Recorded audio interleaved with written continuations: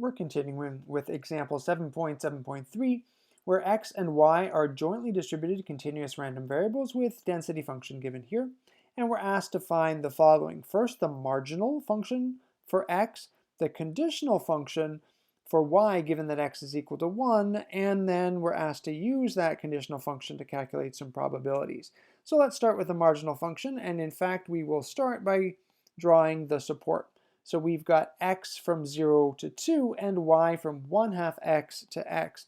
So if we give ourselves a set of axes here, then x goes from 0 to 2. And if y goes to 1/2 x, that'll put us at 1, and x puts us at 2.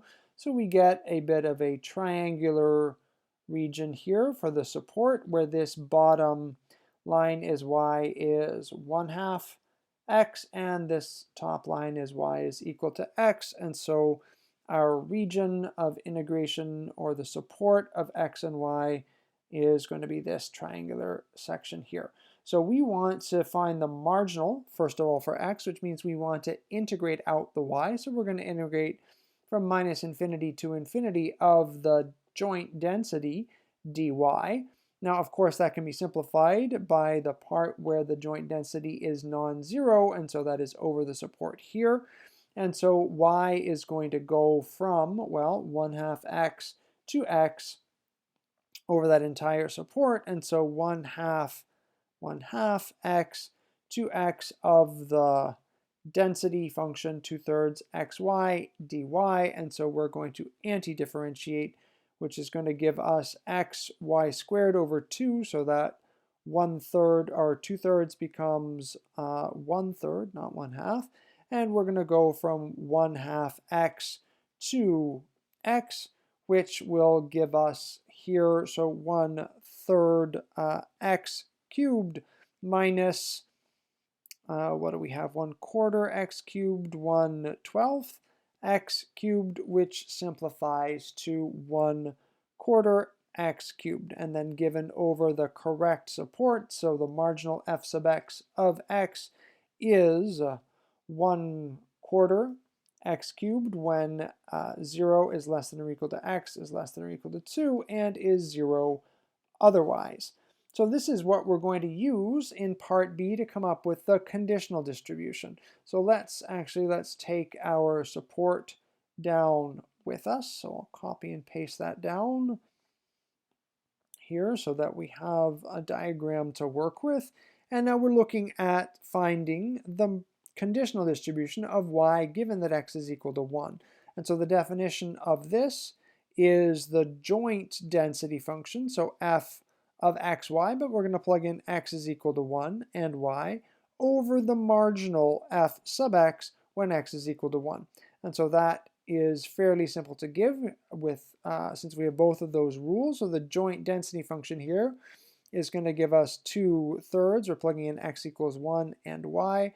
And the marginal was back up here, so 1/4 x cubed, or 1/4 of 1 cubed, which is going to simplify to 8/3 y, and of course we need to give the correct support for this. So in particular, when x is equal to 1, if x is equal to 1, y has a restricted range, right, or domain, or support, or whatever you want to call it. It goes from 1/2 to 1.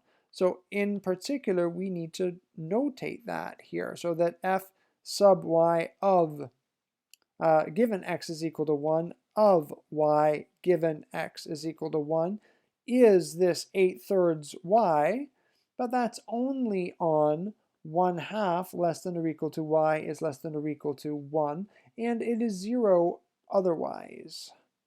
So now that we have that conditional distribution, we can use it like we would use any distribution, any density function. We can use it to calculate probabilities. So the probability that 1/2 is less than y is less than or equal to 3/4, less than 3/4, given x is equal to 1. Well, now that we've taken care of this in our density function, we just use this density function like we would use any density function. So nothing extra needs to be done to take care of the conditional part. So we're going to integrate from 1/2 to 3/4 of the appropriate density function, and of course that's here. Check that the support is met. 1/2 and 3/4 are indeed within our limits for y, so we're going to integrate 8/3 y dy, which is a nice and simple integral, so we're going to have y squared over 2, which gives us 4/3 y squared from 1/2 to 3/4, and if we evaluate that using the fundamental theorem, we will get 5/12. So then let's look at D. What about the probability that y is greater than 1, given that x is equal to 1? Well, take a look at the limit here, at the range. Y can only go from 1/2 to 1. So if y goes from 1/2 to 1, it cannot be greater than 1. This is 0 because, right, because 1/2 is less than or equal to y is less than or equal to 1. Now that doesn't mean in the unrestricted distribution that y couldn't be greater than 1. It certainly can. It certainly can when we do not restrict ourselves. But when we restrict the value of x, then we must also restrict the values that y can take. It must be given over the correct support, and so this probability ends up by giving us 0.